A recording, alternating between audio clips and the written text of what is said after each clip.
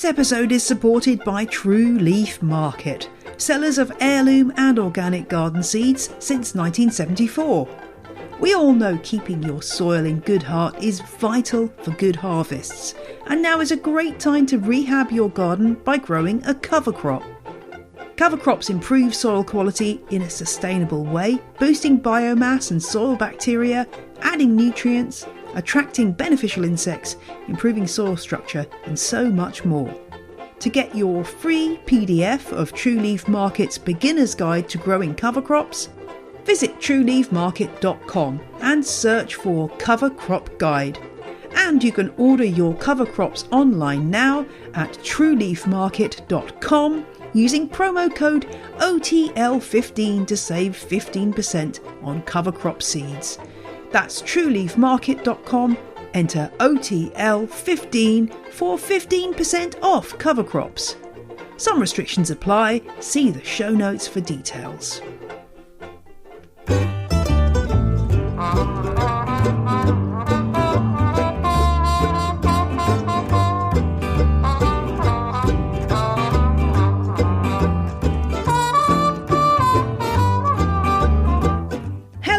I'm Jane Perrone, and my family got sick of me talking about plants. Fast forward 5 years, and here we are. It's On the Ledge podcast.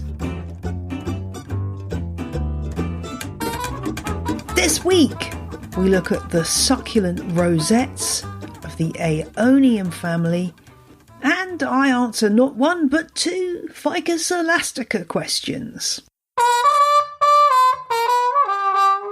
Thanks to everyone who donated plants and came to my plant swap jointly with the plant rescuer Sarah Gerard Jones. It was a fun event. We were a bit panicky at the start that literally no one was going to turn up, and then people did turn up and we ended up with lots of plants. In fact, we had quite a few plants left over.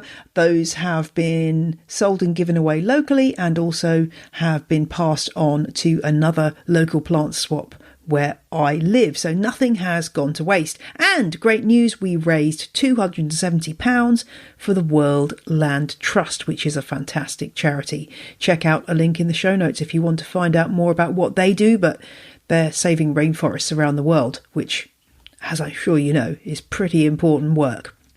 The other big news for me this week is that the cover of my forthcoming book, Legends of the Leaf, is out.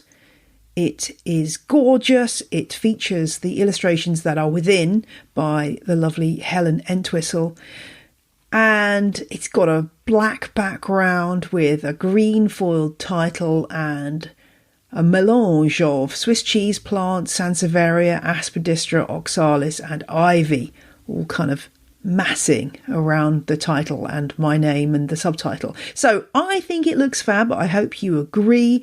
I'll put a link in the show notes for you to go and check that out.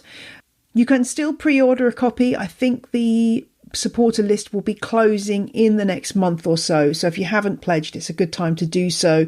You will still be able to buy the book in all the conventional places too. But if you go for this version, you can get a signed copy or you can get a set of postcards of all the illustrations. So there's some great supporter rewards available.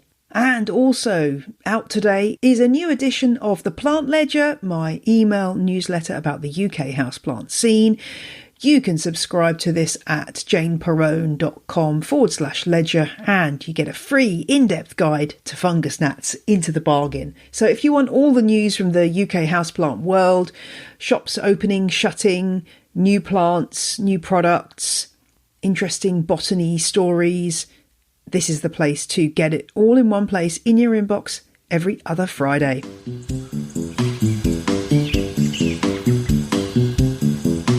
I have been having great fun in the last couple of weeks, travelling around, finally getting seriously back into the world of in-person interviews, and the first of those interviews is coming up today. It's with Mellie Lewis, who lives in a beautiful village in Shropshire, and she is the national collection holder of Aeoniums, a wonderful genus of plants, mainly from the Canary Islands, commonly known as the tree houseleek. There are nearly 700 of these national plant collections based in the UK, Ireland and the Channel Islands, and They're helping to conserve cultivated plants and make sure that species and cultivars are not lost into the mists of time, which, as we know, does happen. And there's no one better to interview about a particular plant genus than somebody who collects large numbers of them and keeps meticulous records. So Mellie was a brilliant interviewee, and I know you're going to love this interview. So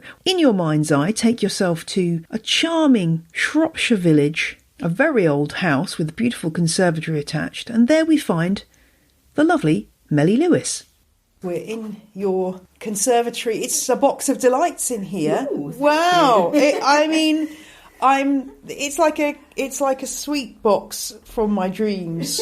The tuck shop of succulents here. What a beautiful collection! Oh, I don't know where to start. Tell me where this all began. Your national collection. Oh gosh, well it began when I was much younger, back in the 1980s, and I was working very part time in a particularly beautiful woodland garden. And the head gardener there had thrown out some plants to make room for his own national collection, actually, which was a collection of Trilliums.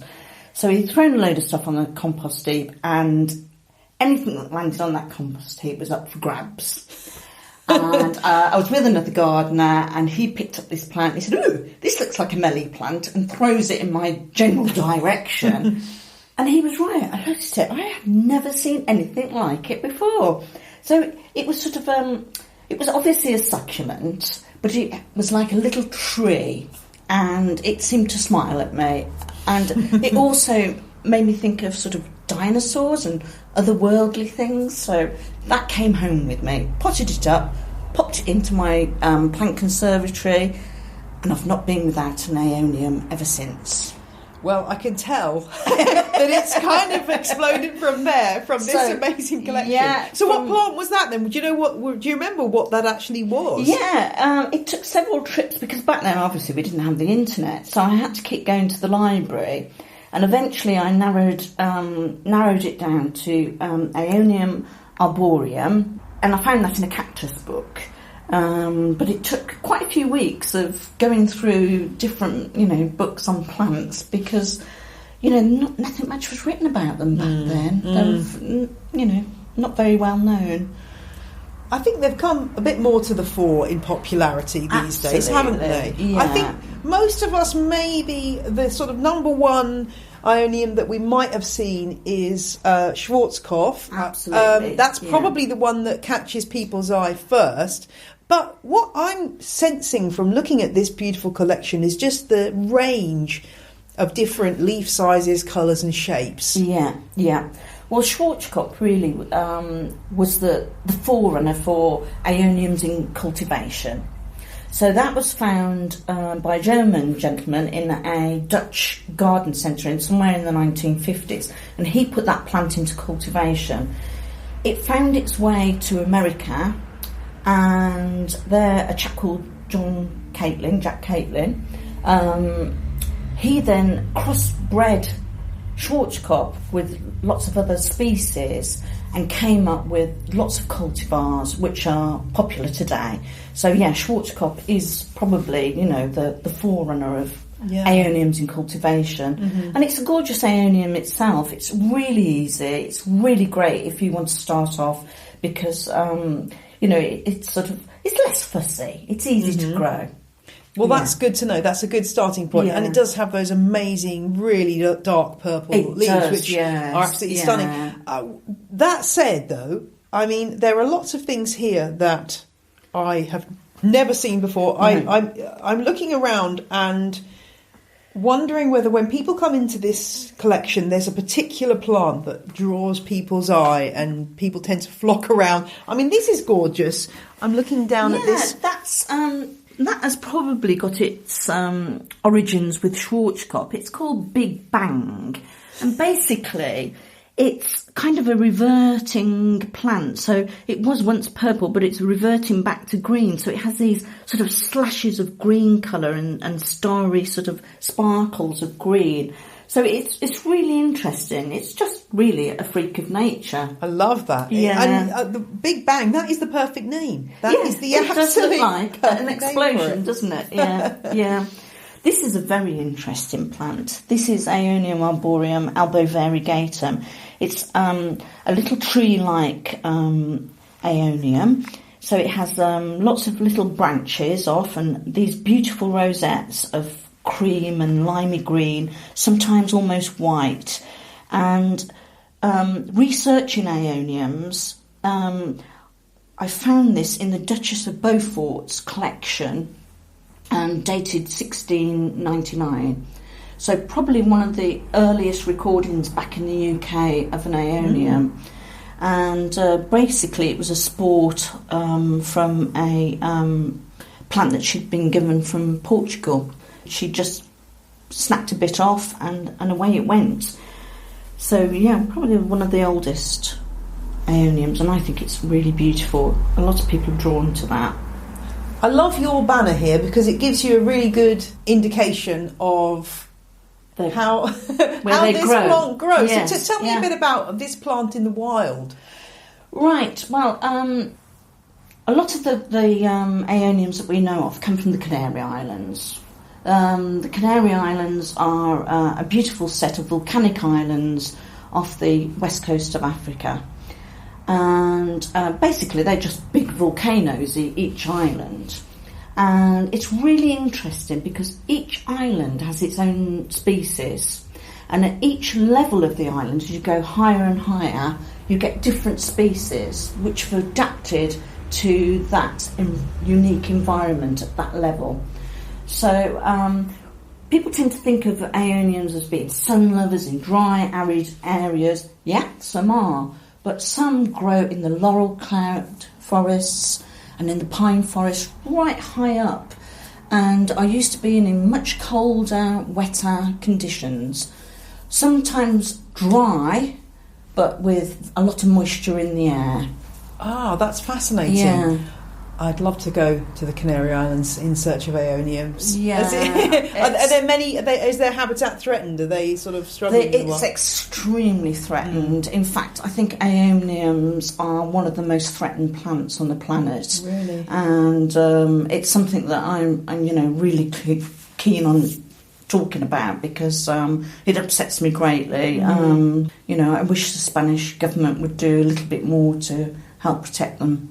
I'm seeing an enormous flower spike on this banner, this wonderful banner, which is, it's reminding me of sempervivum flowers, the same kind of style of flower, absolutely massed with flowers for pollinators to enjoy. This is a plant that gives this one big display, though. Another monocarpic plant. We've been talking about a lot of monocarpic plants on the podcast recently.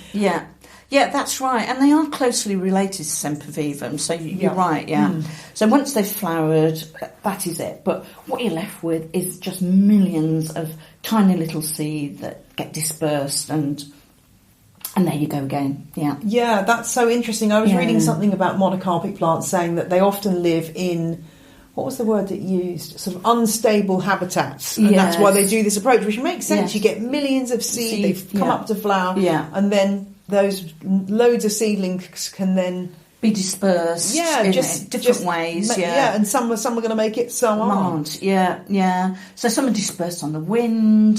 There's little geckos that run around the plant looking for a meal, and seeds get caught on their little feet, so they get dispersed that way. And of course, birds and Yeah. Oh, that's glorious. Well, what does it mean to be a National Collection holder in terms of what you have to do? Do you have to maintain a certain number of plants of each species and cultivar? Yeah, it's good to have 3 of each plant. There are pests and diseases. You can get the watering wrong, especially with the British weather, We've just had that horrendous heat wave, and then here in Shropshire we had an absolute deluge of rain, which killed a lot of my plants off. Oh, really? So, you have to have backups, and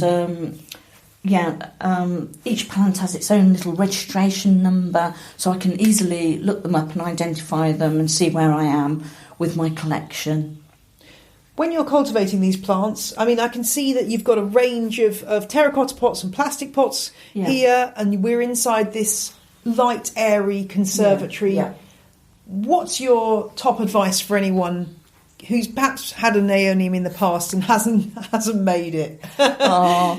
Well, they do like to be outside during the summer months. So although they're largely a house plant, when June, July and August, pop it outside, it'll love it. They're not frost hardy, so you have to bring them in. And then it's getting the watering right, really, and getting their growing medium right. So I use 50% grit, 50% compost, a nice peat-free compost, and if we're in hot weather, I don't water, because in their own natural environment, in the heat, they would just go into a dormancy. So don't water them in strong hot weather. When things start to cool down a bit, pop them in the shade and just start spraying them and trickle in a little bit of water in. Don't give them a deluge, because if you try and wake them up by doing that, it can knock them off. So gently start that watering again, and then suddenly they'll wake up. As soon as the weather starts cooling off this time of the year, you can see that they're waking up. Like in this one, you can see that although it's a purple rosette, there's a lot of green in the middle, and that's because it's just had a little bit of a growing spurt. It's interesting about the watering, because I think a lot of people think, oh my gosh, it's really hot, they need tons of water now. And obviously that might be a key mistake to make. Oh, absolutely, yes. Yeah, I mean, they're born survivors. They can manage without the water. They can manage for a long, long time. In the Canary Islands, they will go months and months without being watered. In the UK, it's a little bit different. They don't have that long period of dormancy. But like I say, if we've had a really hard spell of dry weather, it's best not to give them anything to drink. And do you prefer the terracotta pots? You've got a lot of plants in terracotta here. Do you find that's better for keeping the roots from getting too waterlogged? I like terracotta pots for a couple of reasons. One, Aeoniums tend to be a bit top heavy, so a terracotta pot's a bit heavier. It helps balance the plant a bit better. And also the Aeonium roots like to adhere themselves to the terracotta. So in the wild you see them growing on the roofs of houses which have got terracotta slates on the roof, so they just like it. It's a fantastic display. I think some people might also be caught out by worrying about the shape of these plants and what they need to do, whether their plant they consider their plants getting too tall or maybe leaning over to one side. Schwarzkopf in particular grows very tall and leggy, and I get this question a lot: what do I do with it? It's too big, and people put them in the garage over the winter and then they go green and then they collapse and die. So the best thing to do really is, if your plant's getting too tall, too leggy, is to chop it. So chop off the rosette, put that to one side, let the wound callus over, and then pop it into a really dry, gritty mix. And within a couple of weeks, it will have roots, and then you can start watering it and either pot it on or leave it in what you've put it into root, and there you've got a new plant. The stalk that you're left with from where you chopped off that rosette should send out some fresh little rosettes. So they start with like a little pinprick, you'll see, and then away they go. And indeed, you end up with these wonderful sort of fireworks of the rosettes coming out the top, which is absolutely amazing.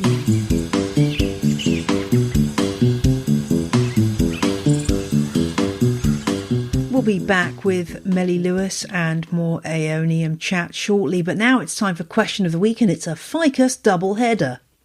2 figs for the price of 1.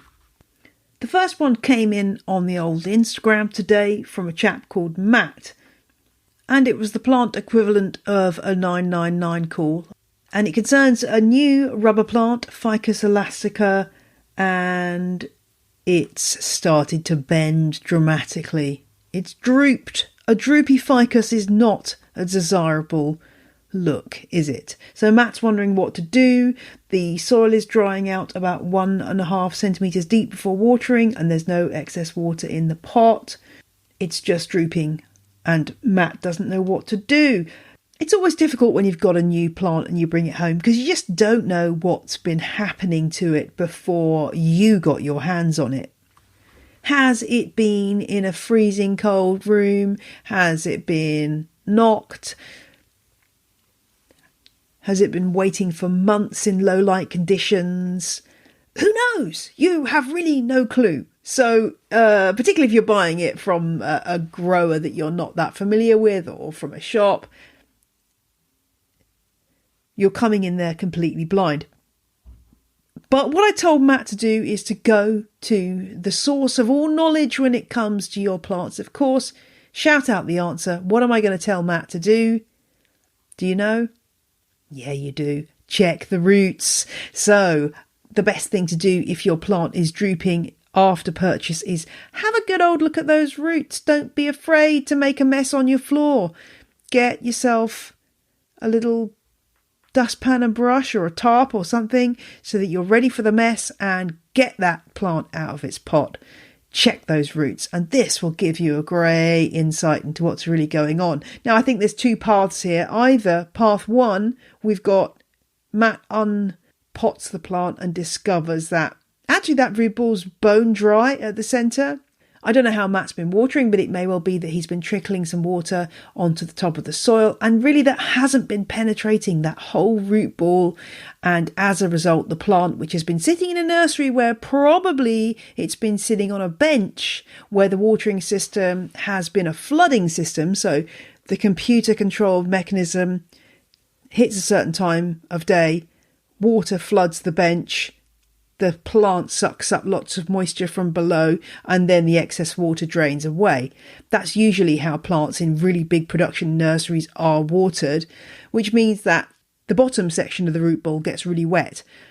So if you start trickling water on the top, you're only going to encourage roots to grow at the very surface of the soil, and there probably aren't any roots there right now. So that may well be a good reason why Matt's plant is drooping. It's just not getting moisture in the place where it needs to get moisture.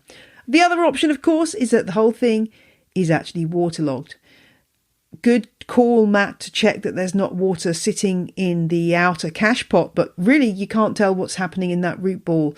Could it be completely waterlogged and soaking? In which case, the root rot has already set in. The plant is unable then to draw water up to support its growth, and therefore it wilts. So those are the two scenarios. I've asked Matt to go and have a look and see what he can find and report back. I'm going to bet, my bet would be that it's scenario 1.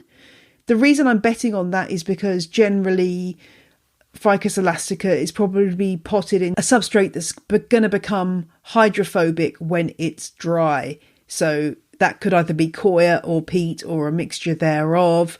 And once those substrates become dry, they are hydrophobic, so they just repel water and they're hard to properly re-wet. So that is what I suspect Matt's facing. The solution, Matt, is just to dunk that whole pot in a bucket of water for an hour or two until you've checked that the water has totally penetrated that root ball. And in the longer term, you might want to repot in a slightly more airy potting mix so that the plant is easier to water and keep at the right level of moisture. Ficus question 2 is a little bit different. It comes from Grant, and Grant's eye-catching subject line was, "Help! Mutant Ficus Alaska." And Grant from, I don't know how to say this, Boise, Idaho, Boise. Is it Boise? Boise? I don't know. Anyway, he's in Idaho, has got this plant, and it's a variegated rubber plant, Ficus Alaska, same species again. Was found at a local market and seems to have some kind of variegation that Grant hasn't seen before. It's kind of a green on green effect. Some areas of the leaf, the outer areas of the leaf, are dark green, and then the inner areas have got paler green, but in that same variegation pattern that you'll recognise from the variegated cultivar Tunica, just without the cream parts that you would be used to seeing. So Grant wants to know what this is. What has Grant stumbled upon? And Grant is hoping that this is some new and exciting variety and he's thinking ahead, because then he'd like to give it an outlandish name like Gronk or Green Shadow. I think I'm about to burst your bubble, Grant. I suspect that this is just a reverted or semi-reverted Tinaker. So the cream variegation has gone and you're left with the two different levels of green.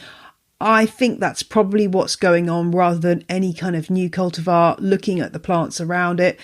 It's definitely worth propagating that reverted stem. Air layering is one possible way to do that and get a separate plant with that variegation, because this variegation is only occurring on a single stem.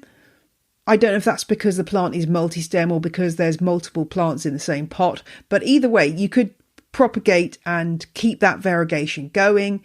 I suspect, as I say, it's a reverted plant, but it could be certainly an interesting specimen to keep an eye on. And yeah, it's attractive. It is something different, but I don't think it's any great new innovation, Grant. I'm sorry about that. And it's worth bearing in mind that, of course, if it is a reverted cream variegated plant, you may find that the cream returns in some of the newer leaves, you get the regular Tinaker look, or indeed that the plant gets even greener and just turns plain green eventually. Reversion is a tricksy thing. We don't really know the full reasons why it happens, and there could be a lot of different factors involved. But it's a really interesting one. Thanks for sending this, Grant, and keep me posted on what happens with your Gronk. That's the name I'd go for if I was you. That's all for Question of the Week. If you've got a question for On The Ledge, drop me a line to ontheledgepodcast@gmail.com. Dare we mention pests? I mean, the few Aeoniums I've had have had problems with mealybugs, I'm not going to lie. Yeah. This must be the bane of your life. It is. Mealybugs are horrible little things because they can hide very well. They hide underneath the rosette and slowly chomp away. But they are quite easy to get rid of. I use finger and thumb a lot and squidge them. You can spray them if you're into using pesticides. But yeah, they're fairly easy to get rid of. It's just a case of being vigilant and checking your rosettes quite often. Mm. Not so easy to get rid of is vine weevil, or yes, the evil weevil, as I call it, because they're in the soil. You don't know that they're in there. There's no evidence of them in there, and what they do is they chomp away at the Aeonium roots. And one day your Aeonium looks really good, and then I'll look at it and think, you don't look so happy. Oh no, I know what's going on here. You empty it out and you find that all that you're left with really is a stalk inside the soil. And inside that stalk are these little white grubs, which again, they get fed to the robins round here. And well, at least somebody's benefiting. Yeah, but somebody benefits, yeah. They're rough, aren't they? Oh, they're such a pest. Anyway, luckily, Aeoniums are quite easy to reroot. So I chop off the dead bit and threw away that soil, because I don't know whether there's eggs in that soil and other vine weevil larvae. So give them fresh soil and just start them off again. The other pest is Tortrics moth caterpillar. So you get a little green caterpillar and it's really crafty. It eats away at the rosette and it can get into the stalk from the rosette end and chomp away, and you try and catch this little green caterpillar and it is really fast. And it moves really quickly and it is really good at hiding. So, yeah, another naughty little pest that gets fed to the robin if I catch it. Yeah, I think I've had experiences with those too, and you're right, they are surprisingly fast. You think, how can I be outrun by a little green caterpillar? But it does happen. Yeah. I mean, going back to the vine weevils, I guess the fact that you might be moving them outside in the summer adds to that risk, because they are a garden pest. I know I've got them in my garden. Yeah, you can treat them with biological controls and things, but they seem to be endemic and hard to get rid of permanently. Yeah. And it's that moment where you sort of like, you go to the rosette and then you realise it just lifts clean away. Yes. You think, what's happened? Yeah, absolutely. You can go out on winter evenings. I come in here with a torch, and surprisingly, I can squidge quite a lot of vine weevil that way. The adults, presumably. That's the adults that are scurrying around looking for another plant to destroy. So they get trapped that way by me. But they're just part of Aeonium growing. Yes. I have tried the nematodes, but unfortunately you need to drench the plant, and it's not always a suitable time the for right time to do that. So it's not always a winner for me. No, that's right. I think that is the problem. Those biological controls, it is to do with how moist the soil is, and it really does have to be evenly moist. And then if it's going to kill your plant anyway, it's a pointless act. That's an interesting one. But they've got very specific tastes, haven't they, vine weevils? I find heucheras in the garden they also really like, but when they get their teeth into something, you know about it. Absolutely, yeah.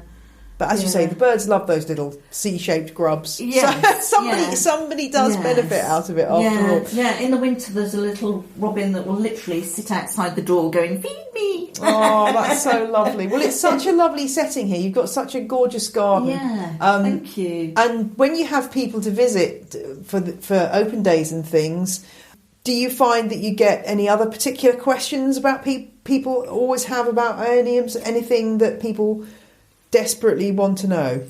I think the main question is how to propagate them. That's what people usually want to know, and about what soil medium to put them in. People worry about the watering, and rightly so. It is a little bit tricky.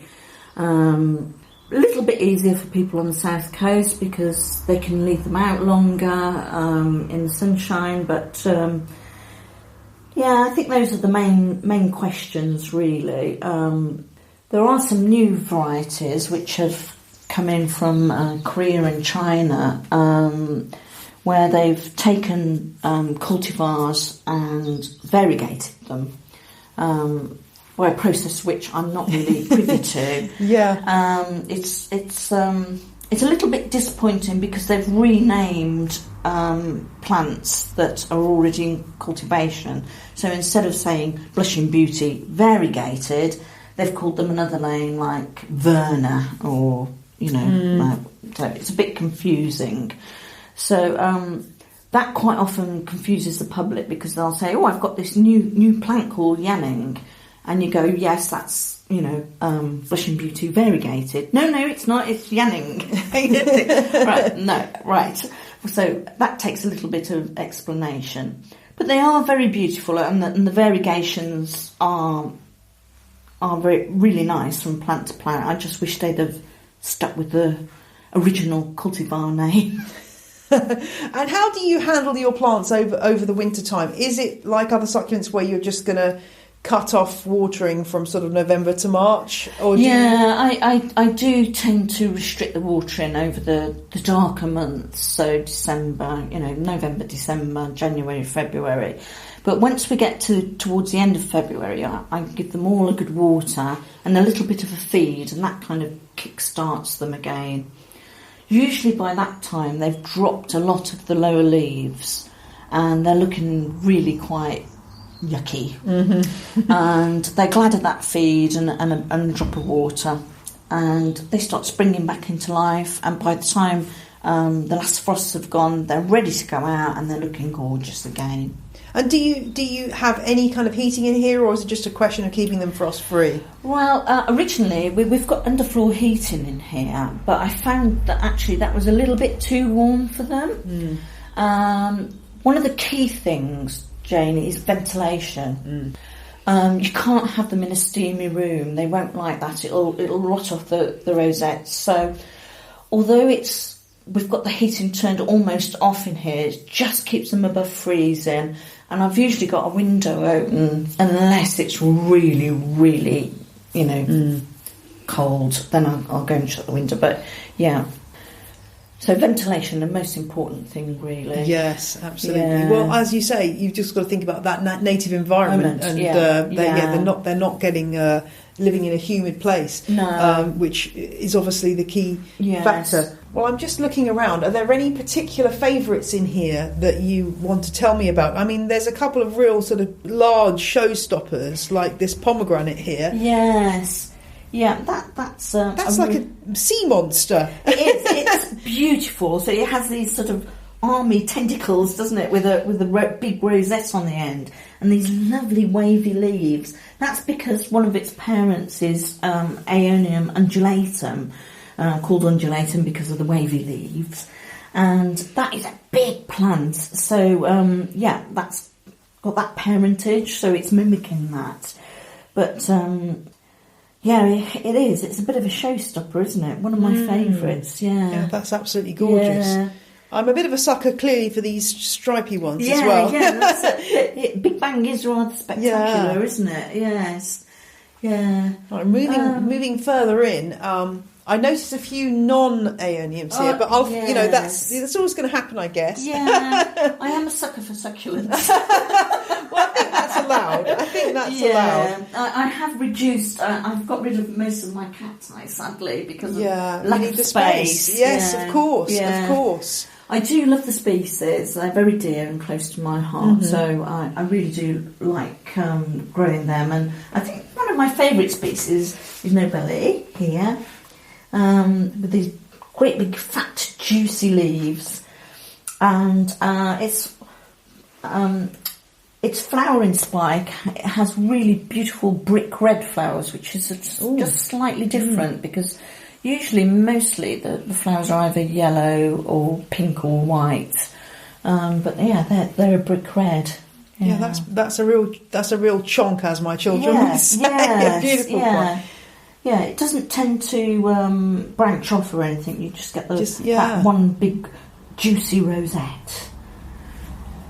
Yeah, it's a really beautiful collection, and I mean, do you feel the pressure of trying to make sure that you feel as the collection holder that you're having to kind of get every cultivar? Are there lots of new cultivars coming? Yeah, yes. I do feel like there's quite a bit of pressure on me to keep the standard high. Yes, and to as soon as I'm aware that there's another cultivar out there, or maybe an interspecific hybrid, which is a baby of two species, I'm like, I must get that, I must get it, Do people send you things? Do you find that people get hold of plants in different ways? I've got some really lovely succulent friends who we share. They send me things, I send them, and we help each other out. I'm very, very lucky, yeah. That's half the joy, isn't it, of the world of succulents and cacti, is how generous people are. But, well, it's an absolutely gorgeous collection. Is there anything else you wanted to tell me or show me? I'm slightly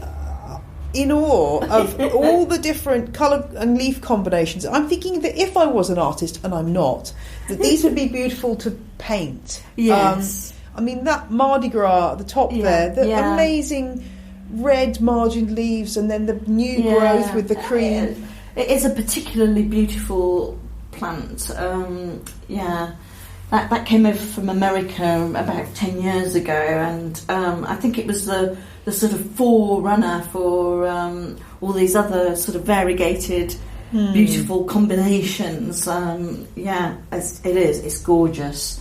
Yeah, I think if I could paint, I would certainly start off by painting a Mardi Gras. Yeah, that is really, really fantastic. Well, thank you so much for sharing your collection with me. It's a delight to see all these beautiful plants, and I'm going to go back and check I think the one I have, which has had terrible mealybug problem, is this kiwi. Yes. I'm going to go back and give it a good look. Yeah, you need to check under the rosette. Yeah, I think that's where I've been going wrong. I haven't been curious enough looking for that's where they hide. Oh, I know. But they're so tough. I mean, I think it might get to the point where I just end up chopping everything back completely and and giving it a restart. But at least you can do that with these plants. Well, That's you can, the beauty. yeah. I mean, if you chop off a rosette and it has got mealybug, just give it a soak in some warm soapy water. Yes, yeah. And that should get rid of them. Yeah. They are. I mean, you've got to admire mealybugs, really, because they are absolutely tenacious. Yes, I mean, they're very good at what they do.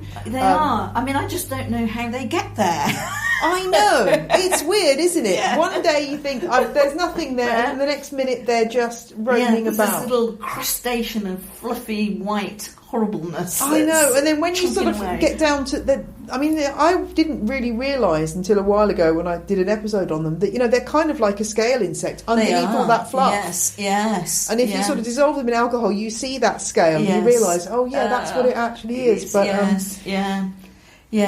they are, as I say, something that we all have to deal with. Yeah, I think they're a relative of the cochineal beetle. Yes, that was used for the red dye in sweeties and jellies and things. If only they were that useful, but sadly they just come to test our patience. But, But I guess at least it means it encourages you to examine your plants closely. Well, it does. Yes. Yeah.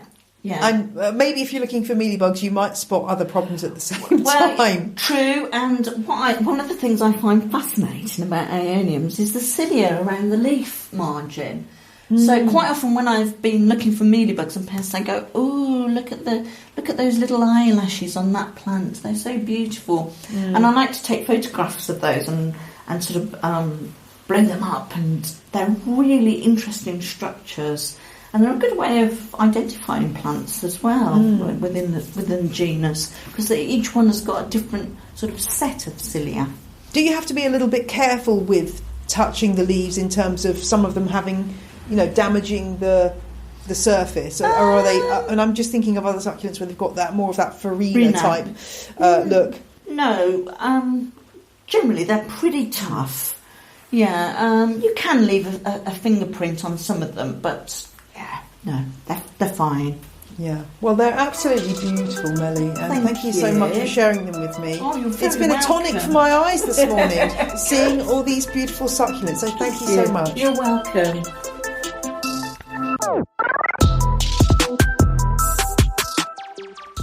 Thanks so much to Mellie Lewis for giving me a delightful tour of her collection. And do visit the show notes as always to see beautiful pictures of that Mardi Gras, pomegranate and the rest of her wonderful collection. And if you're in the UK, Mellie does hold the occasional open day too, and visits by arrangement. So find out more about that in her national collection link, which is also at janeperrone.com.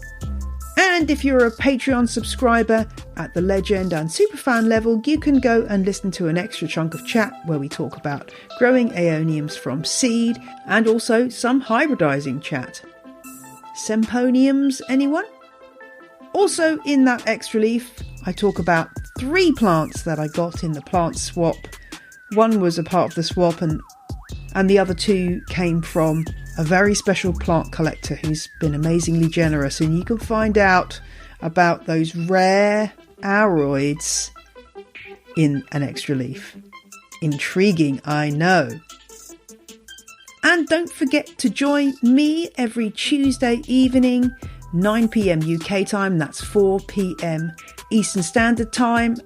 Houseplant Hour happens over on Twitter. It's hosted either by me or by the houseplant guru Lisa Eldred Steinkoff, and we love to have you there sharing your plants expertise, chat and tears of joy and sadness when you find things go right or wrong with your plant collections. Just follow at Houseplant Hour and at Jane Perrone to get involved. That's all for this week's show. I will be back next Friday. Until then, bye! The music you heard in this episode was Roll Jordan Roll by the Joy Drops, The Road We Used to Travel When We Were Young by Kumiku, and Whistle by Benjamin Banger. The ad music was Whistling Rufus by the Heftone Banjo Orchestra. All tracks are licensed under Creative Commons. Visit the show notes for details.